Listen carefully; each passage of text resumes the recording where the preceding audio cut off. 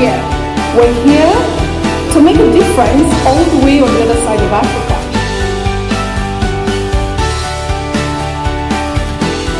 As I look at all of you here, it speaks deep to my soul of the possibility of greatness happening for humanity when people do the kinds of things we're doing here.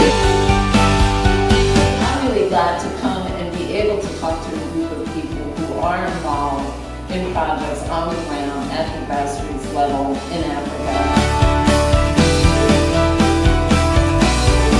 What we do here today is truly a spirit of giving. And I have learned along the way now that we are all the same. And as long as we listen to two things, love one another as I have loved you, love your neighbor as yourself.